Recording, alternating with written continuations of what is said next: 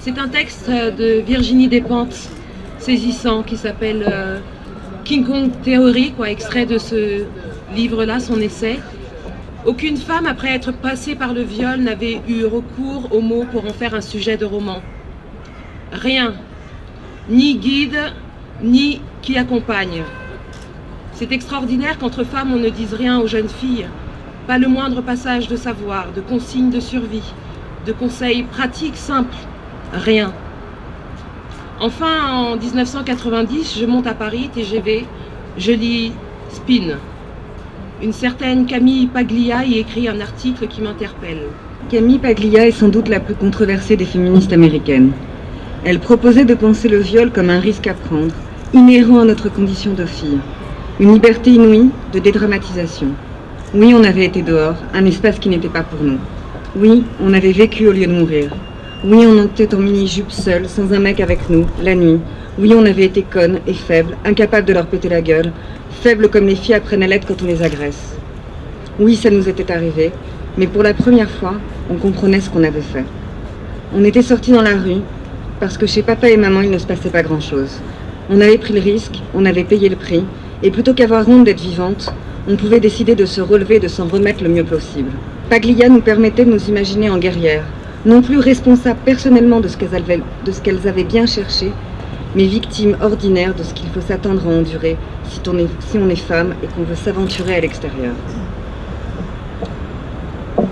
Elle était la première à sortir le viol du cauchemar absolu, du non-dit, de ce qu'il ne doit surtout jamais arriver. J'aurais préféré cette nuit-là être capable de sortir de ce qu'on a inculqué à mon sexe et les égorger tous, un par un, plutôt que vivre en étant cette personne qui n'ose pas se défendre parce qu'elle est une femme, que la violence n'est pas son territoire et que l'intégrité physique du corps d'un homme est plus importante que celle d'une femme. Mais, à ce moment précis, je me suis sentie femme, salement femme, comme je ne l'avais jamais sentie, comme je ne l'ai plus jamais sentie. Défendre ma propre peau ne me permettait pas de blesser un homme.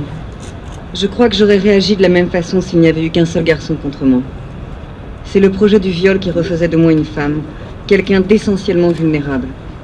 Les petites filles sont dressées pour ne jamais faire de mal aux hommes, et les femmes rappelées à l'ordre chaque fois qu'elles dérogent à la règle. Personne n'aime savoir à quel point il est lâche. Personne n'a envie de le savoir dans sa chair. Je ne suis pas furieuse contre moi de ne pas avoir osé en tuer un.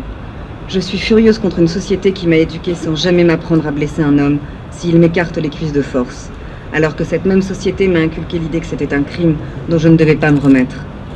Et je suis surtout folle de rage de ce qu'en face de 3 hommes, une carabine et piégée dans une forêt dont on ne peut s'échapper en courant, je me sens encore aujourd'hui coupable de ne pas avoir eu le courage de nous défendre avec un petit couteau.